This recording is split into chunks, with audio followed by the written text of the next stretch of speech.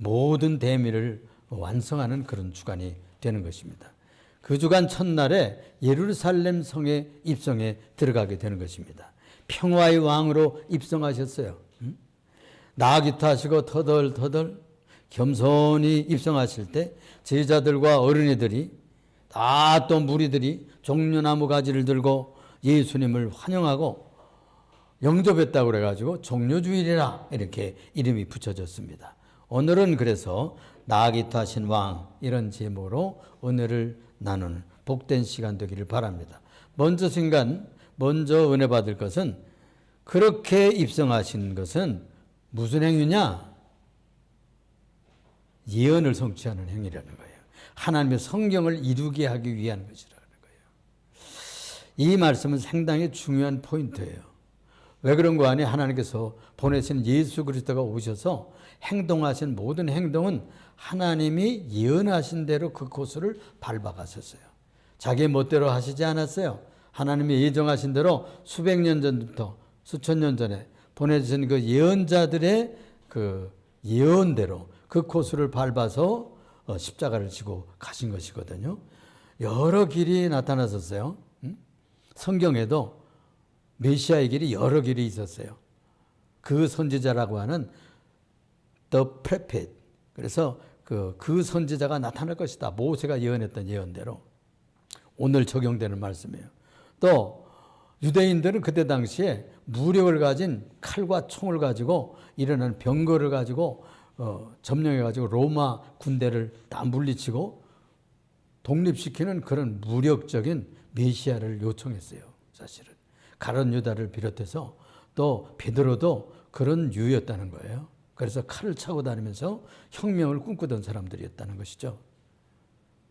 그런데 또 하나는 제사장이 되는 길이 있었어요. 나시린으로 살면서 예수님이 다 그 그림이 머리가 긴 것으로 나오잖아요. 하나님 앞에 드려진 헌신자로 나시린으로서 결혼하지 않고 정갈하게 살다가 제사장처럼 자기의 몸을 드리는 제사장의 길을 간다. 이렇게 꿈을 꾸고 기대를 했었어요. 그런데 예수님께서 오늘 주시는 이 말씀을 볼 것 같으면 예수님이 나귀를 타고 들어가셔요. 나귀를 타고 들어가셨는데 이게 스가랴 선지자가 예언했던 9장 9절에 있는 말씀을 실현하는 예언 행위입니다. 예언 성취 행위예요. 그래서 하나님의 말씀대로 그는 오셔서 두루마리에 기록된 대로 나는 살다가 간다. 이렇게 말씀하시곤 했던 것이죠. 그래서 이 예언의 말씀의 성취를 통해서 하나님의 뜻을 완성하시러 오신 것입니다. 예수께서 이 마지막 주간에 베다니에서 쉬셨다는 거예요. 그래서 예루살렘 성에 들어가서 가르치시곤 나오곤 또 이렇게 하셨는데 그 아침에 감람산 벳박에 벳이라는 말은 집이라 그런 뜻이고 벳박이라는 말은 무화과의 집 그런 무화과 가게 그런 무화과 열매를 모아서 팔던 과일 가게였어요. 그게 그 고개에 있었던가 봐요. 거기까지 감람산 벳박에 이르렀을 때 두 제자를 건너편 마을로 보내게 됩니다. 오늘 본문의 말씀에 보면 맞은편 마을로 가라. 그래서 두 제자를 보내면서 그 매인 나귀와 나귀 새끼를 함께 있는 것을 너희가 보게 될 터인데 그 예수님이니까 아시죠? 건너편 마을에 무엇이 매여 있는지 송아지가 있는지 당나귀가 있는지 뭐가 알아요. 그런데 예수님은 다 거기 있을 것을 아시고 제자들을 보내시면서 그 나귀를 풀어와라. 그 나귀를 풀면 주인이 가만히 있겠어요? 그러면은 주님께서 쓰시겠다 하라.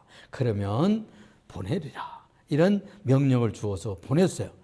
그래서 4절에 보니까 이런 말씀을 하는 거예요. 이는 선지자를 통하여 하신 말씀을 이루려 하심이라. 이루려 하심이라. 그러니까 성경의 말씀, 선지자의 말씀, 예언의 말씀을 평생 동안 완성하러 오셨던 것입니다. 그래서 이 마지막 주간에는 이 스가랴 선지자가 예언했던 9장 9절의 말씀을 이루려고 이 5절에 다시 인용이 되고 있는 거예요. 시온 딸에게 이르기를 내 왕이 내게 임하시나니.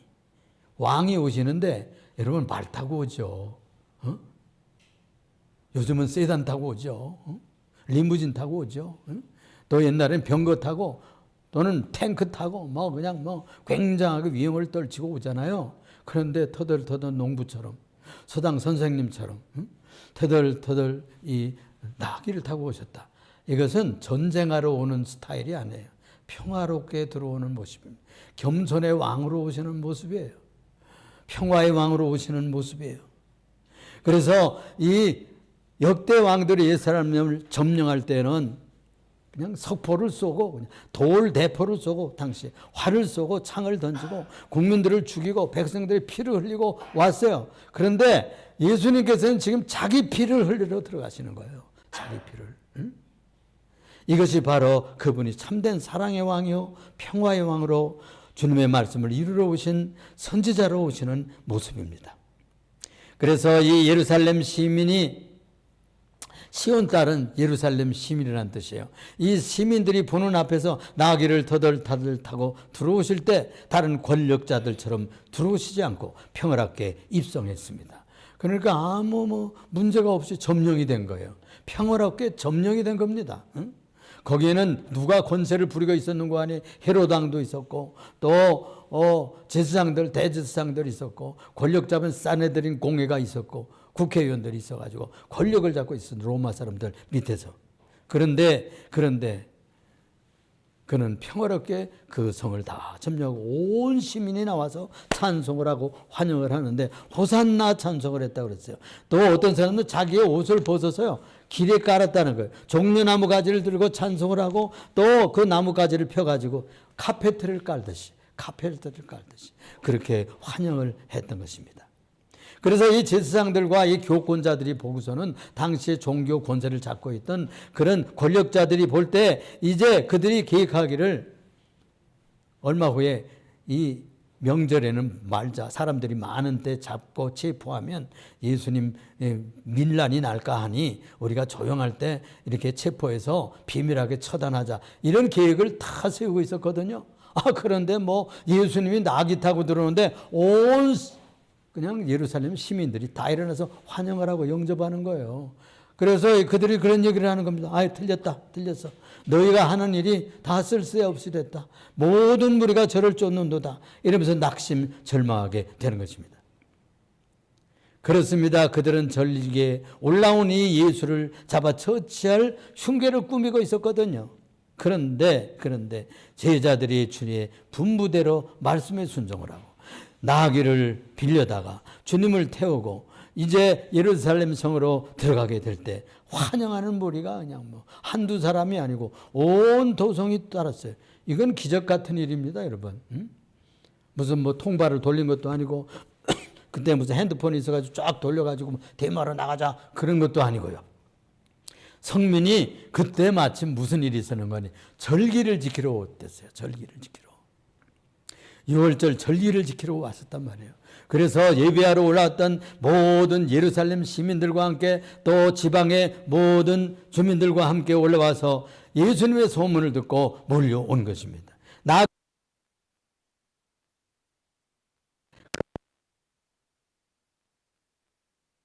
그래서 겉옷을 벗어 깔고 어떤 종려나무 가지로 찬송을 부르고 환영을 하며 소리를 지르고 그리고 앞에서 가고 뒤에서 따르면서 찬양을 했던 것이에요. 오늘 본문 말씀에도 나오듯이 9절 하반절에 보면은 그들이 찬송하되 소리 높여 찬송하되 그랬어요. 호산나 다윗의 자손이요 그랬어요. 다윗의 자손이란 말은 무엇인가 하니 메시아라는 뜻이에요. 메시아. 다윗의 자손에서 메시아가 난다고 예언되어 있었기 때문입니다. 호산나 이 말은 구원해 주세요 그런 뜻이에요. 구원하옵소서 그런 뜻입니다. 다윗의 자손이여 구세주여 메시아여 찬송하리로다 주의 이름으로 오시는 이여 가장 높은 곳에서 찬송하리로다. 가장 높은 곳에서는 어디예요? 하늘을 말하는 거예요. 하나님 보좌 밑에 있는 모든 천군 천사들도 예수님이 예루살렘 성 입성하실 때 하늘에서도 찬송하고 땅에서도 찬송하라고 했어요. 이 찬송가는요 시편 118편 25절에 있는 말씀인데 이 주일학교 때 어린이 때 다 배우는 찬송이래요. 시나고그 회당에서 어린이 때 어린이 찬송으로 배우는 시편 찬송이라는 거예요. 호산나 찬송하리로다. 다윗의 자손이요 찬송하리로다 주의 이름으로 오시니요. 가장 높은 곳에서 호산나 하더라. 이렇게 그들이 다 이미 배우고 있던 찬송이 터져 나온 거예요. 찬송이 터져. 그냥 누가 시킨 것도 아니야. 그런데 어린이들도 찬송하고 어른들도 찬송하고 호산나 찬송하면서 이렇게 왕 대신 그리스도를 평화롭게 영접했던 것입니다. 이렇게 해서 제자들과 함께 어린이들이 찬송을 하니까 그것을 듣기 싫어했던 대제사장들이 뭐라고 얘기하는 거니? 어린이들의 입에서 나오는 찬송을 끊기 위해서 저들이 찬송하는 그 찬송을 부르지 못하게 하세요. 제자들아, 저들의 입을 막아. 이렇게 그들이 요청했을 때 예수님이 그런 말씀을 했습니다. 어린아이들의 입에서 나오는 찬송을 온전케 하셨다는 말씀을 읽어보지 못하였느냐. 저들이 잠잠하면 돌들이 소리지르라. 돌들이 소리지르라. 돌들은 이방인들을 말하는 겁니다. 돌들은. 그래서 유대인들이 입을 닫히면 이방인들도 예수를 믿고 찬송하는 길이 열리게 될 것을 예수님은 알았어요. 그때 당시에 유대인들은 이방인들은 사람 취급 안 했어요. 자기들만 선민이라고 해가지고 똘똘 뭉쳐서 자기들만 천국 가려고 애썼어요. 그런데 주님의 생각은 달랐어요. 성전에 들어가서 무엇부터 회복을 했는가 하니 여인들의 마당과 이방인들이 와서 기도하는 마당을 회복하기 위해서 장사하는 이들, 돈 바꾸는 이들, 뭐 난전을 펴고서 이렇게 하는 이들, 그 뒤에서 푼돈 빼내서 얻어먹던 대제사장들이 그 경제권을 뒤집어 엎었던 거예요. 그래서 여인들이 기도하는 터전, 그리고 이방인들이 기도하는 성전 마당을 회복한 거예요. 이렇게 해서 성전을 청소하니라 라고 했어요. 돌들이 소리 지르라는 말은 바로 이방인들도 이제 예수 믿고 주님을 찬양하는 날이 오게 될 것이다. 너희들이 암만 입을 털어 막으려고 해도. 두 번째로 생각할 것은요, 온 성이 소동하면 이 사람이 도대체 누구냐? 이분이 도대체 누구냐? 아는 사람도 있지만 모르는 분들도 있었을 거 아닙니까? 그래서 이 온 성이 소동하면서 이 사람이 도대체 누구냐? 물었을 때에 10절에 보니까 이런 말씀을 합니다. 예수께서 예루살렘에 들어가시니 온 성이 소동하여 이르되 이는 누구냐 하거늘 11절에 무리가 이르되 갈릴리 나사렛에서 나온 선지자 예수니라. 갈릴리 나사렛에서 나온 선지자 예수니라. 여기에 진동하고 소동했다 그런 말이 나옵니다. 에세이스테라고 하는 말인데 그냥 흔들렸다 이거예요. 성이 움직이고 그냥 진동할 만큼 온 도성이 그냥 난리가 난 거예요. 이렇게 온 성이 소동하면서 도대체 이분이 누구야? 온 성이 따르는 이분이 도대체 누구냐고. 그래서 나사렛에서 나온 선지자 예수라고 했어요. 이것은 바로 모세가 예언했던 그 선지자를 지칭하는 것이죠. The prophet이라고 하는 나와 같은 선지자가 이제 나타날 것인데 그가 나타나면 메시아 노릇을 할 것을 예언한 거예요. 선지자는 하나님의 진리를 땅 위에 전하는 분들을 선지자라고 말합니다. 미래 일들만 얘기할 뿐 아니라 과거 일들도 얘기해요. 재해석을 합니다. 현재 일들도 해석을 해주고 하나님의 뜻이 무엇인지를 선포하는 분들을 선지자라고 말해요.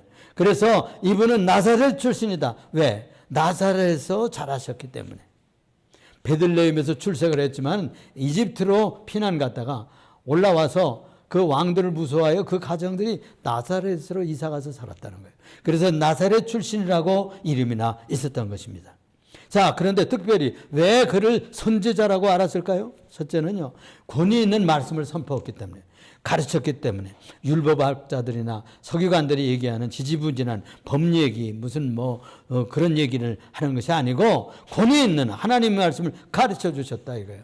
그래서 서기관들과 다르게 제사장들과 다르게 말씀 가르침이 권위가 있었다 그래요. 권위, 오서리티가 있었어요. 권위가 있었다고. 선지자가 이렇게 말을 합니다. 선지자들, 옛날에 선지자들, 여호와께서 이렇게 말씀하시느니라 이렇게 하고 말씀을 시작을 했거든요. 그랬는데 예수님은 뭐라고 말씀을 하는 거 아니? 내가 너에게 이르노니 이런 식으로 시작을 했어요. 이건 자기의 권위가 신권을 가졌다는 거예요. 하나님의 아들의 권세를 가졌다는 거예요. 성자 하나님의 권세를 가지고 거기에 기초해서 말씀을 선포했어요. 그래서 그분을 권위 있는 선지자로 알았어요. 두 번째는요, 기적과 표적을 계속 행했어요. 우리가 성경 지금 읽고 있죠? 성경 통독하고 있죠? 지금 저 스티커를 계속 붙이고 있잖아요? 이 성경 읽어보면 계속해서 오병이어가 일어나요. 또 4,000명도 막 칠병이어로 먹였던 적이 있어요. 또 귀신들을 내쫓습니다. 기적들을 일으킵니다. 눈을 뜨게 합니다. 병자들을 고칩니다. 무리를 걷습니다. 이런 기적투성이로 신이 아니면 할 수 없는 기적과 표적들을 행했기 때문에 그분은 선지자다. 선지자 이상인 메시아성이 지니고 있는 그분으로 인식을 하게 된 것입니다. 세 번째로는 예수님은 예언성취와 율법의 완성자임을 자임했어요. 나는 율법의 완성자다 그랬어요. 나는 율법을 폐기하러 온 것이 아니고 자꾸 트집을 잡았어요. 안식을 해도 뭐 조건을 안 지킨다. 제대로 뭐 주의를 안 지킨다. 뭐 안식을 해도 병을 고쳐주니까 눈을 뜨게 하고 병든 자를 낫게 하고. 아니 주일날 그런 거 하면 얼마나 선행이 복된 일입니까? 그런데 그들이 보기에는 법으로만 따지는 거예요. 법률만. 율법으로만 따져서 그를 아주 하나님께로부터 온 자가 아니라고 자꾸 비난을 했습니다. 그러나 예수님께서는 그때마다 나는 율법을 폐기하러 온 자가 아니라 율법을 완성하는 자로 왔다 그랬어요. 사랑을 완성하라. 여러분 율법의 정신이 뭘까요? 율법의 정신은 사랑이에요. 사랑을 완성하러 온 거예요. 진리를 완성하러 온 거예요. 우리 인간들은 다 무능해서 교통법규 하나를 제대로 100% 못 지켜요. 저 목사지만 100% 못 지킨다니까요. 지나가고 나면 빨간불 켜고 노란불 들어오고 뭐 이러잖아요. 그래가지고 뭐 잘 못 지켜요. 100% 못 지킨다고. 우리 인간은 완전하지 않아요. 어떻게 그런 것도 못 지키는데 헌법을 제대로 지키고 뭐 무슨 지방법을 지키고 무슨 세금법을 지키고 다 100% 지킵니까? 응? 법을 지켜서는 구원을 못 받는다니까. 그런데 유대인들은 법을 지켜서 말씀의 계명을 지켜서 100% 지키면 천국 간다 이렇게 가르쳤어요. 예수님은 그걸 아셨어요. 인간들이 절대 계명을 지켜서는 천국 못 간다. 다 어기게 되어 있으니까. 그래서 주님께서 십자가를 지시고 내가 계명을 완성하겠다.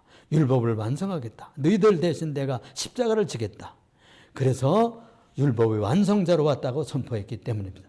여기 오늘 본문 말씀에서도 나귀 타고 입성한 것도 바로 스가랴서 9장 9절을 성취하려고 예언 행위를 실현했던 것입니다. 베드로가 그렇게 말렸어요. 베드로가 저는 그리스도시요 살아계신 하나님의 아들입니다. 이렇게 고백해 놓고서는 내가 이제 곧 가서 십자가 지고 이제 예루살렘에 올라가면 교권자들이 나를 체포해 가지고 십자가에 땅땅 못 박고 피를 흘려 죽일 것이다. 그러니까 그렇게 되면 안 됩니다. 아니 구세주가 그런 길을 가시면 어떻게 한단 말이에요. 그래가지고 막 말렸어요. 베드로가. 그러니까 사단아 내 뒤로 물러가라. 그렇게 하면 성경 말씀이 어떻게 이루어지겠느냐. 성경에서 이 길을 가라고 하신 이 말씀이 어떻게 이루어지겠느냐. 네 번째로는요. 이 사회적인 종교적인 도전을 하셨어요. 이 꺾어대기만 남았던 히브리 종교를 깨뜨려 버렸었어요. 성전을 정화하고 바리새인과 도전을 하고 또 서기관들과 논쟁을 하면서 잘못된 것을 책망을 하고 바른 길을 거쳤어요. 가르쳤어요. 선지자 이상의 권세와 권위를 드러내셨죠. 무리들은 예수님을 하나님의 뜻을 성취하는 선지자로 다 믿었어요. 그래서 소경으로 났던 자가 눈을 뜨게 됐어요. 그러니까 유대인들이 막 물었어요. 어떻게 해서 나왔냐? 저쪽에서 나왔냐? 그러니까 뭐 암만 뭐 얘기해도 뭐 꼬치꼬치 해도 소용이 있나? 그 예수라는 분이 그분이 나를 눈 뜨게 했다. 응? 너는 예수를 누구라고 생각하느냐? 아니 소경의 눈을 뜨게 하신 이분이 누군 줄 당신은 모릅니까? 응? 당신들 같이 똑똑한 학자들, 제사장들, 서기관들이 그걸 모른단 말이에요. 옛날부터 지금까지 아니 경건하고 하나님께 속한 자가 아니면 어떻게 눈먼 자의 눈을 뜨게 한단 말입니까? 응? 부모들한테 물어봐서 부모 이 진짜 어릴 때부터 낳을 때부터 그는 소경이에요. 그런데 어떻게 떴는지는 난 몰라요. 그분 벌써 아들이 40세가 넘었으니까 물어보세요. 그분에게. 나는 그 어떻게 해서 눈 뜨는지 우리는 몰라요. 응? 예수 믿으면 축출되고 다 아주 박해가 시작이 되니까 그렇게 얘기를 했어요. 그렇습니다. 이렇게 그런데도 불구하고 그들은 예수님의 심판을 받고 또 비난을 받고 또 논쟁에서 그들을 격파하기 위해서 선지자의 사명을 감당했던 것입니다. 그래서 주님의 예루살렘 입성은 그냥 이벤트로만 끝난 사건이 아니고 도시 전체를 흔들었던 영적인 혁명, 신앙의 혁명이 시작되는 그런 파도가 된 거죠. 세 번째로요. 그러나 살펴보면은 선지자로 끝인 것이 아니에요. 구세주라는 증거가 차고 넘칩니다. 성경에는 차고 넘쳐. 첫째는 죽음을 다스린 권력자였어요. 생명권을 가진 분이었다는 증거들이 나타났어요. 죽은 자를 살리는 권세가 나타났는데 나사로를 살린 사건이 요한복음 11장에 나옵니다. 그렇죠? 그분은 40세가 넘은 그런 장년이었어요. 그런데 사흘이나 나흘이나 지나가지고 벌써 누이가 그런 얘기를 했어요. 아이고 예수님 실수하지 마세요. 실수하지 마세요. 돌문을 열어라. 그러니까 주님 실수할 거면 나흘이나 돼서요. 지금 시신에서 냄새가 나요. 예수님 내가 믿기만 하면 영광을 얻는다고 하지 않았느냐? 응? 나사로야 나오라. 그래가지고 나사로가 죽은 자가 일어나서 앉아가지고 그 무덤에서 나오는 모습이 요한복음 11장에 기록되어 있습니다. 나인선 과부의 아들이 장례 나가고 있어서 누가복음 7장에 볼 것 같으면 그래서 청년아 일어나 이래가지고 죽어나가던 청년을 일으켰어요. 또 야이로의 딸이라고 하는 공무원의 딸이야. 그런데 이 12살 난 딸 아이가 죽었어. 그래서 예수님께서 찾아가셔서 소녀야 일어나거라. 잠을 깨우듯이 이 어린아이를 살렸던 것입니다. 어린이도 살리고 청년도 살리고 장년도 살리고 자기 자신이 죽었다가 3일 만에 살아나셔요. 그것은 무엇을 말할까요? 그가 메시아라.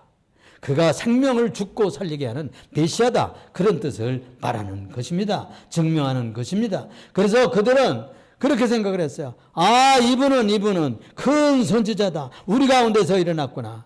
나인선 과부의 아들을 살렸을 때 그 주민들이 그렇게 확신을 했습니다.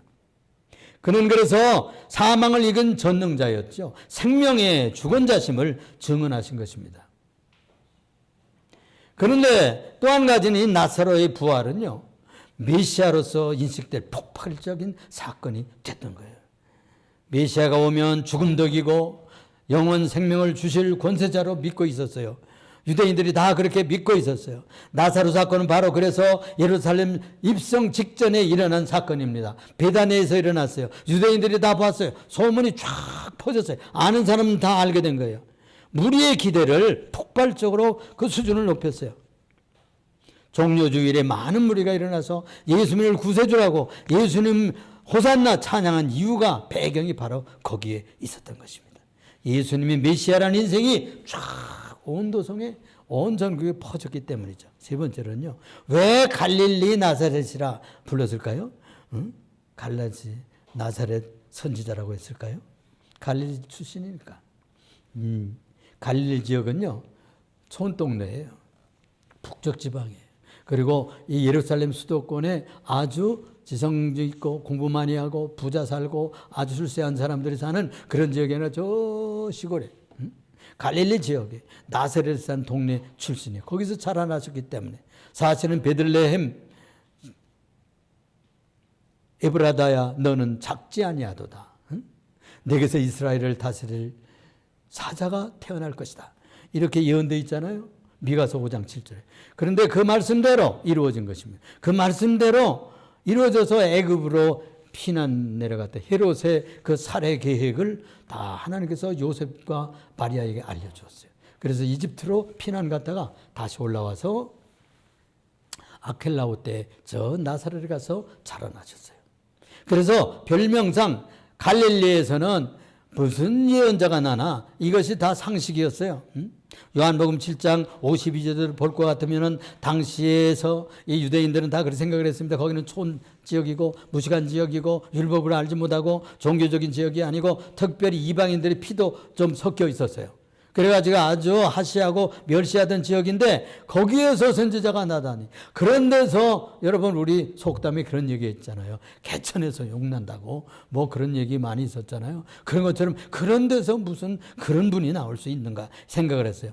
또 그 나다네일이라고 하는 제자가 있는데 이 사람이 제자 되기 전에 베세다 사람인데 빌립이 가서 친구를 데려왔어요. 우리가 메시아를 만났다. 구세주를 만났다. 가서 한번 만나보자. 그러니까 어디 출신인데? 어디 출신?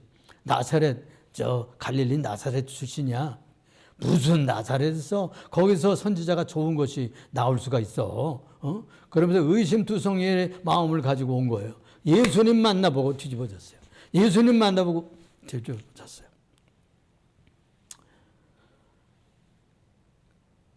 메시아 부인을 하면서 오는 나다나엘을 보고 예수님께서 그랬어요. 제자들에게.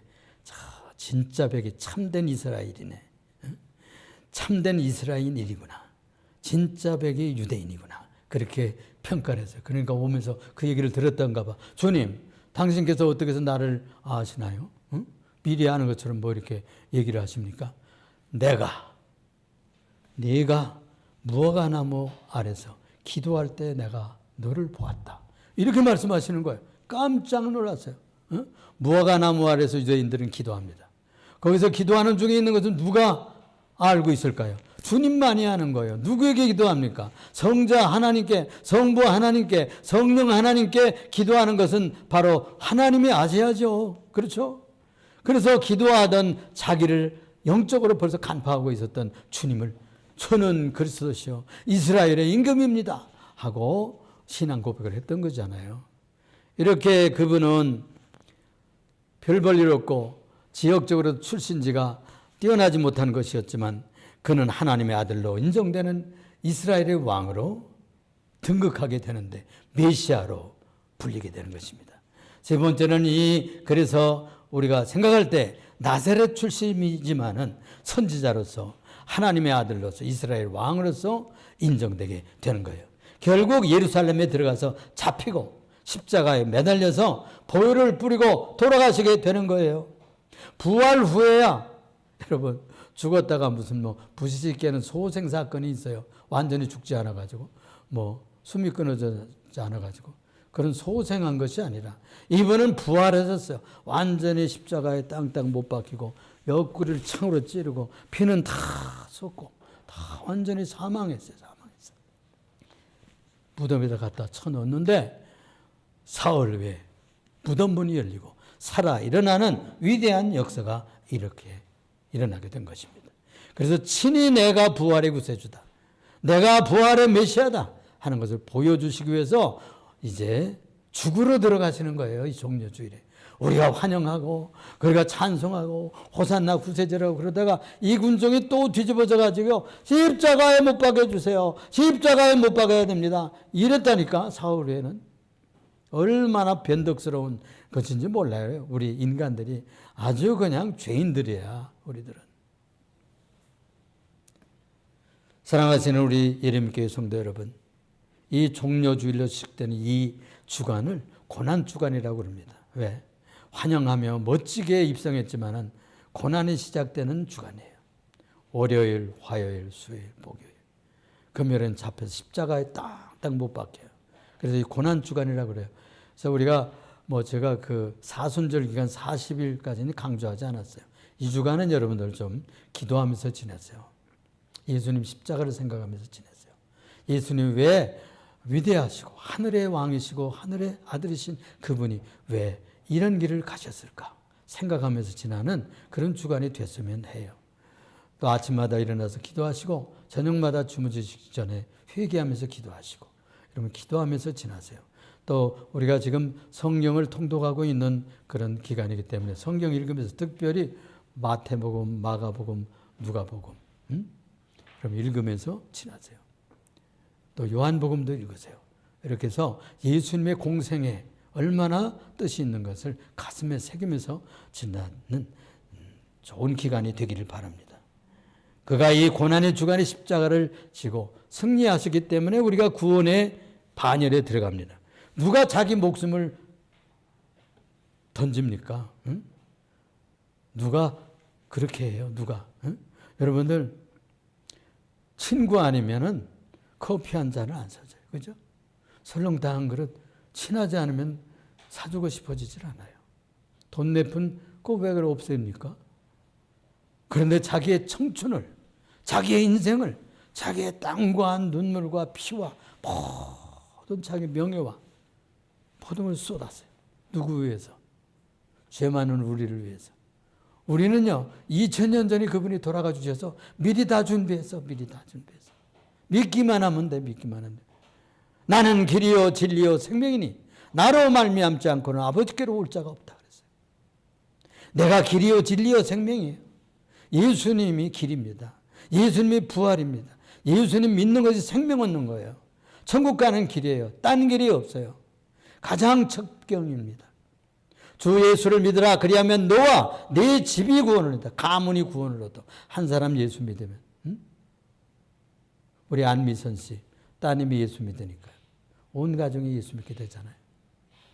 엄마 예수 믿게 만들고 오빠도 예수 믿게 만들고 온 가문이 예수 믿기 시작하는 거예요. 1대, 2대, 3대 이제 내려가 보세요. 손주들까지 또 예수 믿고. 저희 가문은 자랑은 안 하지만 손주의 6대. 우리 증조 할머니가 예수 믿었어요. 선교사에게 복음을 받았어요. 주 예수를 믿어라. 그리하면 너와 네 가문이 구원을 얻는다는 거예요. 이건 거짓말이 아니에요. 인류 역사 속에 이 기독교 문화가 복음이 역사하는 것마다 문화가 발전하고 학력이 높아지고 개발이 되고 발전하고 그런 거예요. 복음은 우리를 살리는 길입니다. 지상에서도 복을 받고요. 하늘에 가서도 영생 얻는 귀한 축복이 내려옵니다. 사랑하시는 성도 여러분, 그러므로 우리가 그가 뿌려주신 보혈 때문에 저주가 물러가고 사망은 사라지고 모든 지옥은 깨진 겁니다. 사망의 문이 깨지고 무덤이 소용없게 만들어졌어요. 그만이 우리의 생명이시고 구원이시니 오늘 종려주의를 맞이해서 이렇게 예루살렘 성에 이렇게 입성하시면서 그를 영접했듯이 여러분들의 가정에 예수님을 영접하세요. 다시 한번 주님, 우리 가정에 주님이 가장이 되어주세요. 내 사업의 경영주가 되어주세요. 내 마음의 왕자에 앉아서 내 인생을 이제부터 다스려주세요. 이렇게 기도하는 그런 주간이 되시기를 부탁합니다.